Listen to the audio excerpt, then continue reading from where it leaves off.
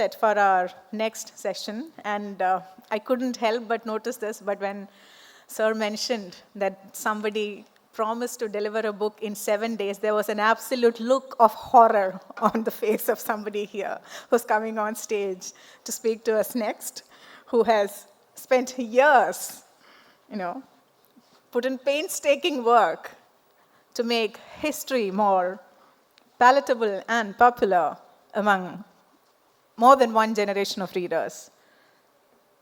So it's going to be an intimate conversation coming up on stage next in this fireside chat called Turning Pages with Manu Pillai. Yes, calls for a loud round of applause. An author whose literary journey started in 2015 with The Ivory Throne and is now at an interesting juncture with his newest book called Gods, Guns, and Missionaries, which got published in 2024.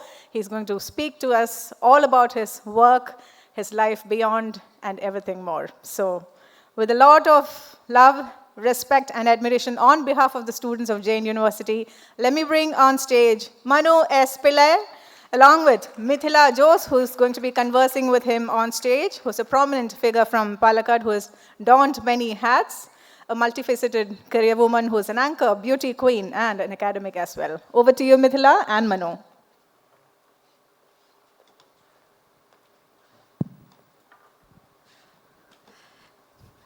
So, Manu, congrats on your new book, and welcome to the Jain University.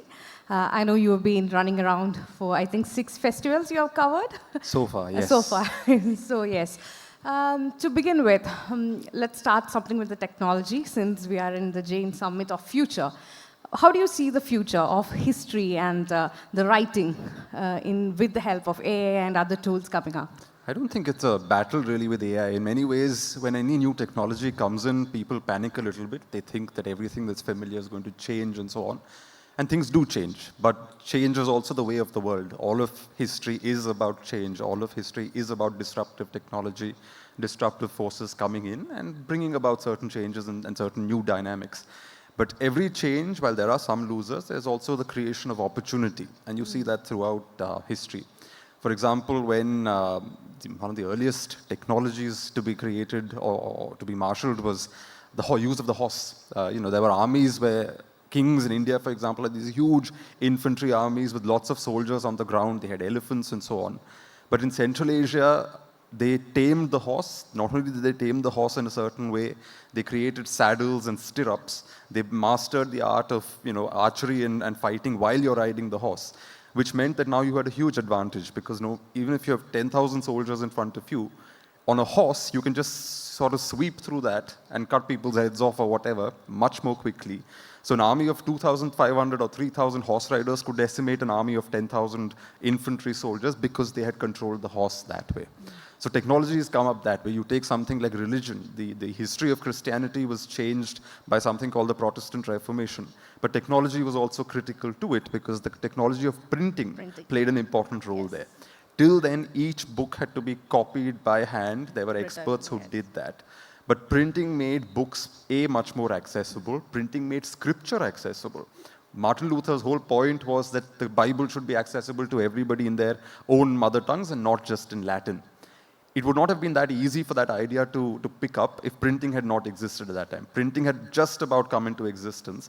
So suddenly the Bible was translated, it could be mass-produced, and it could be read by anybody. And it completely changes the way Christianity evolves. The Protestant Reformation takes place, new dynamics emerge, that leads to the Enlightenment, So there's a lot of historical things that come out of just that moment where the printing press was invented. In India, the steamship, at one point, the British were in power here. And what's interesting is that for a letter, say the governor of Madras is sending to his headquarters in London, it would take about 6 months for the letter to reach. So the governor writes saying, okay, I'm going to go to war against such and such a king in India. And the letter would go to London. London would write back saying, no, don't go to war. But that would take 6 months to come back. In that 1 year, the war would have been fought, cities would have been plundered, everything would be over. Just for the news cycle to travel, it would take almost a year before the steamship was invented. Steamship, telegraph, all of this completely changes that. Now you're able to communicate much faster. the railways. There was a time when moving an army through India, whether it was Indian kings or even the British, took months to sort of get from one distant province to another. But once you had the railways, you were able to move things like that. You were able to move people, you were able to move goods. It also led to a blossoming of religion. There's a scholar called Maria Mishra who wrote about how, since the Puri temple was mentioned earlier in one question, from Calcutta to Puri at one point, it took weeks for people to walk and for pilgrims to walk and get there. So not everybody ventured on pilgrimage because it was very tough to get there. Women would not go, men would primarily go because it wasn't safe. You never knew who would be waiting for you on the highways and so on. But the coming of the railways reduced that same journey to 12 hours. So suddenly, the railways, which were brought in by the British for their own purposes, became very popular with pilgrims. Jagannath started getting a lot more, Puri started getting a lot more pilgrims. The revenues of the temple and the place itself went up. And that religious center had a huge new sort of renaissance because of technology. So you can't separate technology from history. Technology has always played a role. And with AI and all of that, I don't see that necessarily as a threat. I think there is opportunity there. Yeah. And I think how we play AI, what we do with it, whether we can turn it into something that's useful for research, something that's useful for historians and scholars, that will determine how the future evolves. Yeah. So coming back to your new book, Gods, Guns and Missionaries, I read somewhere that the seed for this book or to learn about this came when you were doing your PG, way back when you were 21 years old. So it took more than a decade of research and work. So what interested you so much in this topic?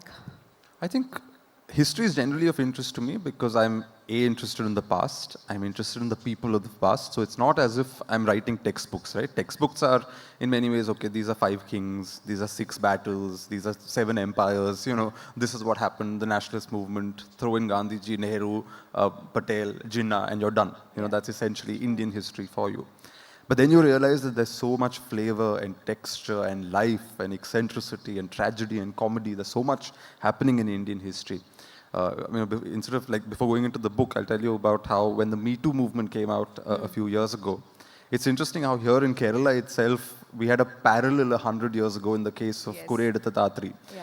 Where in the early 1900s, you had a case where this Nambudiri woman, who's technically supposed to be in pardas, technically not supposed to see any men other than her husband, is discovered to be in an adulterous relationship. And there's a typical usual format of trial that takes place for a Brahmin woman committing adultery. And they have this trial and she says, that's fine, but you must try the men also.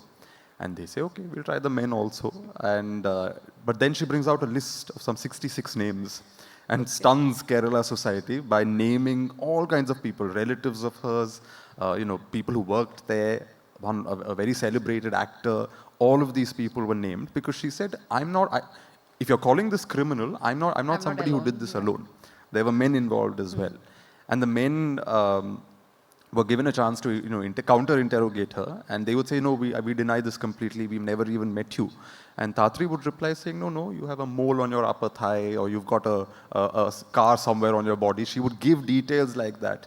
And again, technology plays a role here because although there had been such trials before, this was the first trial that was put in a newspaper, that was covered by the Malayalam press. So like the Malayalam Manorama has whole columns dedicated to the Thatri trial of the early 1900s. And therefore, you read a lot of live coverage almost of how she's responding. And there's a quote somewhere where they say she replied like a barrister. And suddenly that historical event, you're able to not only connect it to things in the present, you're also able to see so much more about society going through changes, the role of a newspaper coming in, how a woman could defy society at that time, etc., etc. So all of those stories that interested me in history. And with Gods, Guns and Missionaries, I was obviously living in a time when religion is something that's much debated, much discussed, but again discussed in silos, discussed in a very stereotypical, cliched way. And again, I wanted to demonstrate, for example, through the introduction of the book itself, that religion is also constantly evolving. No religion is the exact form it held 2,000 years ago. Absolutely not. So much changes all the time. Culture affects it, people affect it, technology affects it. Religions all pretend that they've all been consistently one thing forever, but all religions are also subject to change. And that point of understanding that change is central to it leads to the rest of the book, which is also about how Hinduism changed in the colonial period. Okay. Was this the original title? No, I mean, I don't have much of an original title as such because usually my titles happen very last minute. Okay. Quite literally, sometimes maybe like 3 weeks or 2 weeks before we are going to the press. That's when I'll determine what the title is. Yeah. So in this book, we are talking about how colonialism and missionaries, how they influenced Hinduism. How do you think how missionaries have changed the whole new shape the Hinduism has taken right now? When religions interact with each other, it's not as if one group changes the other. Both groups get changed in different ways. So, for instance, with the Christian missionaries, there was this one chap who came. I mean, initially the missionaries came to Goa, for example, where they tried to convert people, often by force, and they also not just wanted to convert them, they also wanted to westernize them. But that strategy had limits. It was very violent. People resisted it. It worked in Goa to an extent, but it's not something that could be done on a mass scale. So then missionaries perfect, like somebody like Roberto de Nobili in the early 17th century does this very curious thing where he goes to Madurai and that's his missionary post. And Madurai is under the Vijayanagara Empire and all of that. And he says that, look, in order to convert the Hindus, I'm going to become a Hindu. So this white man from Italy, starts wearing saffron robes like a sannyasi. He tells Brahmins that if you convert, you can continue to be a Brahmin, except that you have to put a cross on your punul or your sacred thread. He becomes a vegetarian. He starts eating his food on the plantain leaf, like we Malayalis do even now, vegetarian food only, cooked by Brahmins. He learns Sanskrit, Tamil, all of the languages. He studies Hindu scripture. He presents the Bible as the fifth Veda. And he says, just as you've got the four Vedas, think of this as the fifth Veda. And he completely transforms the appearance of Christianity to make it palatable to local people. Because his argument is that your culture I'm not denying, therefore I will make my religion part of your culture in a way that you understand. So even today in South India, you have churches where the fathers wear saffron robes, where they have tikas, where they do arti, with fire and all of those things. Because of that inculturative capacity. There are even shrines in Tamil Nadu where goats are sacrificed to Christian fathers of a different time who passed away, just as you sacrifice goats to the goddess Kali. Yes. So Christianity got indigenized. Yeah. With Hinduism, sorry, were you going to ask something? No, I think even these days, when you go to churches, there are threads given. Yes. I think they're picking up. Especially in Kerala. Yeah. Kerala, anyway, Christians have been around for 2,000 years. It's not as if the Europeans brought Christianity to Kerala. Kerala's had Christians even before the Portuguese came. And the Nasrani Christians were extremely well knit into local society. So the clothes, they were treated essentially like an upper caste group. And they believed themselves also to be upper caste compared to other Christians who converted later. Yes, the Syrian Christians. Exactly, the Syrian Christians. But with Hinduism, what happens is the transformation happens in the colonial period because Hindus are now under colonial rule. So you're coming face to face with a lot of Western influences, Western ways of thinking, a new template of how religion should be imagined. So just as for example, somebody like Raja Ram Mohan Roy, who most people would have read off in their textbooks, just as in the West you had the Protestants claimed at least, and the British were Protestants, that first there was the Bible, then there was the Catholic Church. The Catholic Church corrupted the Bible. That's why the Protestants had to reform things and have Protestant Christianity created. That's the broad Protestant view.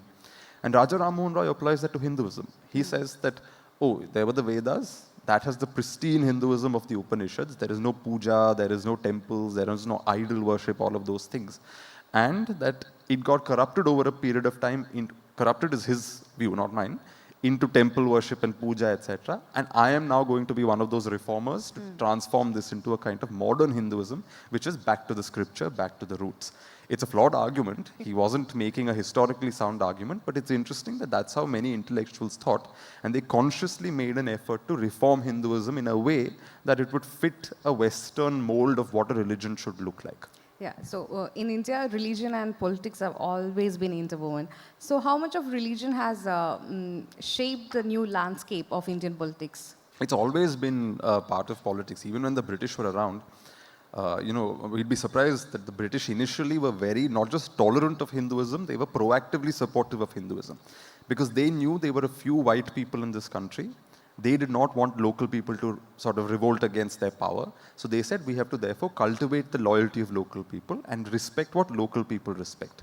So again, since Puri was mentioned in the previous conversation, when the British conquered Puri, The British Governor General tells his soldiers, be very careful, do not offend the Brahmins, do everything to protect the temple, and we must be seen as new patrons. We must be seen as somebody who will support the temple, etc. And funnily enough, the Brahmins of Puri reciprocate. They write a Sanskrit letter to the Governor General saying, oh, till you came, we were suffering, and after you've come, we feel good. We hope that the Puri temple continues forever under the British Raj. Yeah. Because the British are playing along Hindu terms. When they conquer Pune from the Peshwas, they continue local traditions, they continue to give gifts to Brahmins, donations and dakshinas, because they again want to show that while the Peshwa is gone, we have just replaced him, and we're going to follow the same traditions as far as possible. In South India, you have cases where British officials were giving donations to temples. Tirupati has donations from one. Padmanabha Swami temple in Kerala has donations from Colonel Munro. Madurai has the famous Roos Peter jewels that were given to the goddess. After reading my book, people have started emailing me mentioning stories from their town. So somebody sent me an email saying that in their town of Bhavani, I think in Andhra Pradesh or Telangana, there's a set of, I think a palanquin that a British official donated to the local Devi. And even now during the processions, that palanquin is brought out and is part of the pujas. So British officials make these donations to temples as well. They're smashing coconuts in temples. They're escorting Hindu deities during their processions and all of that. Because they're keen to show that we are not going to interfere in your religion. But we are part of it, or we are supporting it. Initially. Then what happens is missionary pressure grows, and the British officials themselves change their view over a couple of generations. They become more racist. Their power becomes stronger in India. So they start taking local society for granted. They say, oh, what Hinduism is rubbish, whatever. We need to Christianize these people. So they stop smashing those coconuts. They stop participating in processions. They stop giving donations, and they withdraw. Then local people start getting pissed off, and then you start seeing a slow resistance forming to the British. So in that sense, even in the colonial era, religion, interestingly, both the colonizer as well as the colonized saw that religion could be a point at which either they could work together or it could drive a wedge between them. Always a strong weapon. Yeah. So India is always diverse in the rich culture and history and everything. So how do you pick your topics? Or what interests you? I mean, sometimes the topics come to you. I remember reading a bit of news from Kerala where in Alapi somewhere, there was the story goes that there's a temple there. It's a Subramaniam temple. I think it's a Murugan temple, sorry, and it's still there. And there was some stories say it was just a boy, some say it was a Muslim boy. He was unwell, and somebody told his parents that you must make a donation to the deity, your boy will get better. He's a little child. So the parents went, they made a donation in the temple, etc. And they told the child that now you have to offer this to God. And apparently the child had a munch chocolate in his hand, and he said, no, I want to offer this. And he gave the munch chocolate to the deity. And since then, he was cured after that. Since then, everybody donates munch chocolate at that temple. That God is now called Munch Murugan. Because even his mala is made of munch. People, normally, tulabharan jayalo, so you give your weight in coconuts or grain or whatever. People do that with munch chocolate. That Ambalam is full munch now, and that God is called Munch Murugan. So the stories come out of so many places that really, if you're a historian, you're just transfixed that, how can you not pick up on these stories? And these stories are also telling you something. Munch Murugan is also a way of showing how local culture adapts, how religions also adapt, they change, new things come in. One big surprising element is that it is generally believed that the marigold flower, that orange flower, we don't see it in Kerala much, but elsewhere in India it's used in rituals. It originally came from South America in the early Portuguese period. But now it's such an integral part of Indian festivals because it's been indigenized. Yes. So even a flower that's so recognizable to us as part of our culture and religion might have had a completely foreign origin. Vegetables that we take for granted now, even my grandmother's time in Kerala in the 1930s and 40s, they didn't have the big onion. It was only that cherry ulli that they used to have. Okay. I think she even said that potatoes were not that common in that time. But today nobody makes sambar without potato. So even vegetables can tell you something about history. So the stories are all around us. They're literally around us in our parents, our grandparents, their own stories of how they lived and all of that. And then from there you can trace it back. Yeah. In your research period, obviously you must have come across a lot of myths and interesting stories like this. My research is on Fort Kochi and Mattancherry. So there is a myth of Kapiri Muttapan. It's the African slave who will give, if you go and pray at his shrine, he will provide you anything. And what people offer is cigars and liquor and meat. Okay.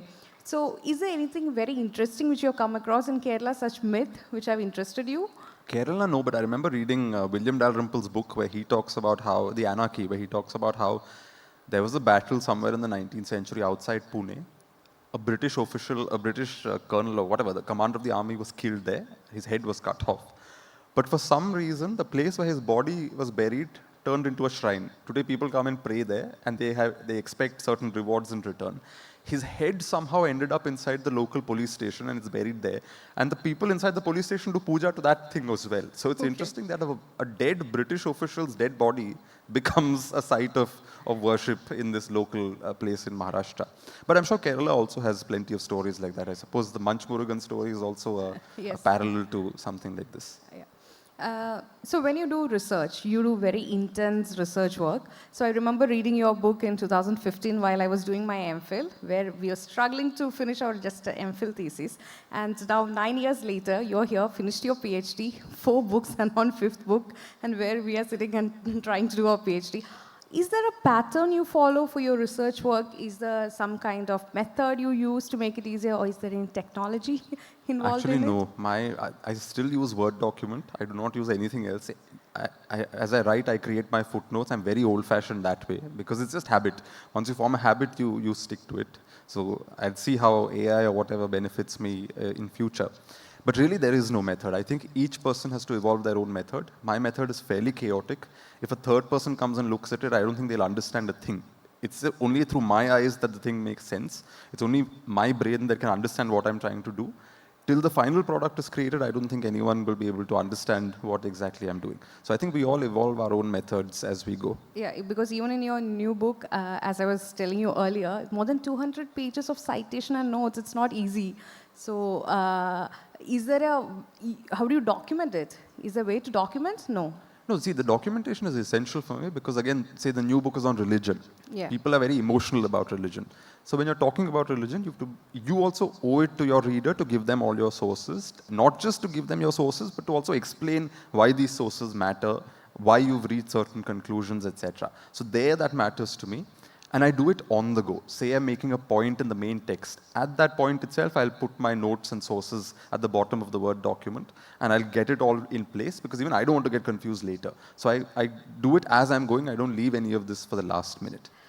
So while I was reading your book, you were thanking a lot of people who helped you with the research and everything. So is there any particular input anyone has given in your life that has changed your writing pattern or how you look at things? Not in a conscious way, but one person whose subtle influence has played on me is my very first boss, Shashi Tharoor. I used to work for him. I used to run his parliamentary office in a different lifetime. Good fun. But in those days, I was also working on my first book. So usually what I'd do is I'd work in the office and I'd manage things. Parliament would be on, there'd be private member bills, speeches to write, all of that would be done, manage the team. But then 8, 9 onwards, I would do my writing, my own passion project. And in those days, it was very tiring. I was in my early 20s. It's not easy to motivate yourself. You know, you've got all your friends out partying and you're sitting in an office trying to work. But I remember I would look out of the window and his office was based out of his bungalow itself. So the MP's bungalow was on this side and there was an office building on the other side. So sitting there, I could see his study window and it would be on, the light would be on sometimes till 2, 3 in the morning. Because this man who would get up in the morning, go to Parliament, give a speech in Parliament, come back, go to a seminar, launch somebody else's book, would do all of that, come back and then do his own writing.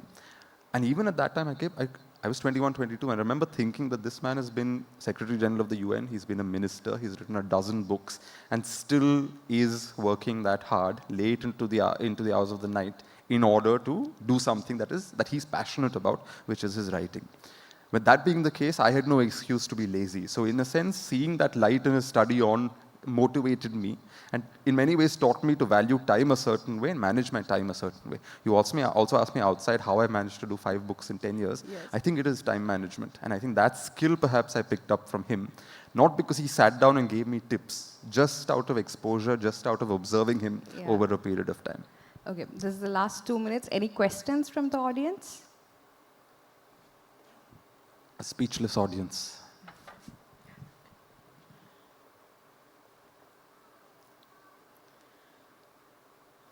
No questions.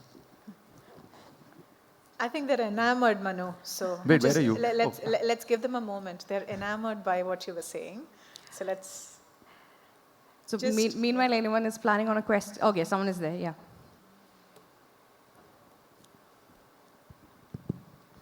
Hello, thank you for the speech. I'm personally very bad at time management, and with your 5 books in 10 years, it's insane to me how you've like put that time aside, other than your schedule and other than the other work that you're supposed to do, to actually get that done, and with how meticulously you do it. Do you have any time management tips? Because I don't think I can personally observe Shashi Tharoor sir and get it that way.